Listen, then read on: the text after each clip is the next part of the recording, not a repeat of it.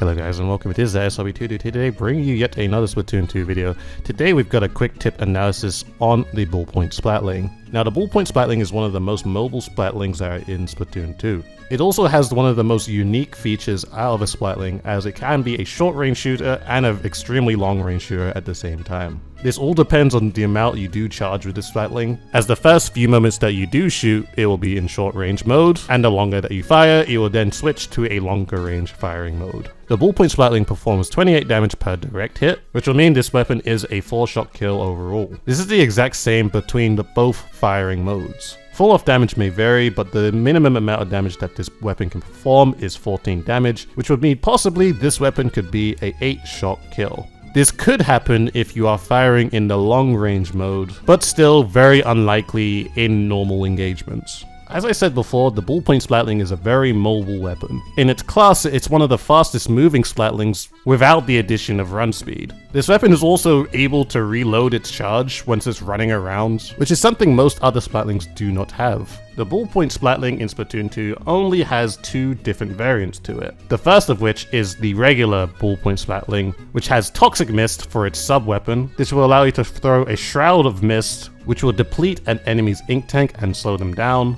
And it also comes paired with the special weapon Ink Jet, which will allow you to fly up into the air to shoot rockets at your opponents, which will apply massive damage if direct, and a fair amount of chip damage from the splash. The second variant is the Ballpoint Nouveau. This comes equipped with squid beacons, which will allow you to place a beacon anywhere on the map where yourself and your teammates can super jump to it whenever they please. And it also comes with the special weapon Ink Storm, which is basically a cloud you can throw which will apply small increments of damage that can be very lethal, so it's a good way to move your opponents out of certain areas. Now these are some of my gear builds that I would use for the Ballpoint Splatling. Most of these builds do consist of run speed. I'd say the maximum that you probably would want would be 2 mains and 4 subs. You can kind of play around with the rest of the gear builds, as run speed in general is just the most important thing. You could probably put something like quick respawn if you really wanted to. This can be very helpful in splat zones in particular, just in case you don't pick up too many kills. And it's also just a nice ability to have and fall back on if things don't go your way. Now the Ballpoint Splatling is undoubtedly an anchor weapon / backline weapon.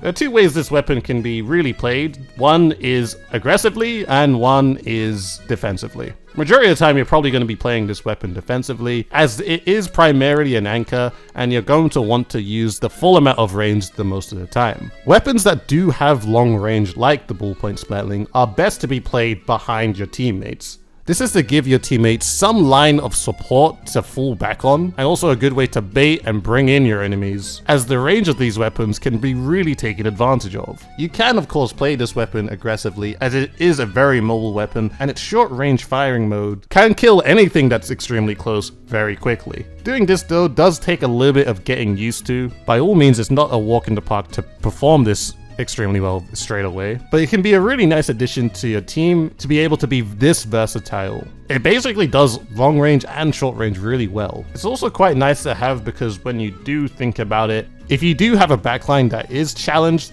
the majority of the time you just think, alright, I'm going to jump out because I'm probably not in a safe situation. But the thing is, with a Ballpoint Splatling, since it does have a short range option, if it is challenged by a weapon that has close range or is just really fast at killing at close range, then the Ballpoint Splatling has the ability to challenge it. Compared to something like a Splat Charger, where it possibly can only throw a bomb or just play around its wall if it's the Fire Fin variant, the Ballpoint Splatling just shows that it's more superior in these certain types of situations. I would say one thing though, that you do really want to be careful when it comes to maintaining your ink tank with this weapon, as it kind of does guzzle ink pretty quickly. And of course, Splatling rule of thumb, make sure to use the walls and your surroundings carefully. A lot of the time, Splatlings are really able to succeed in most fights when they are popping out using the surroundings on certain maps. So if you're able to do this pretty well with regular Splatlings, then you should be able to do this very well with the Ballpoint Splatling, as it does it much quicker than other Splatlings in the game. Also, one more thing, make sure to not jump too much with this weapon, as the weapon spread can get extremely inaccurate. The weapon is most accurate when running on the floor, and you're possibly going to also need a good understanding of leading your shots on moving enemies if you're wanting to hit the majority of those onto your enemies. Thank you very much everyone for watching this video. Hope you guys enjoyed. Make sure to follow all my socials that are in the description below. Don't forget to like the video if you enjoyed it, and don't forget to leave a comment in the comment section below to let me know what you thought of the video. Thank you very much everyone, and I shall see you guys in a future video.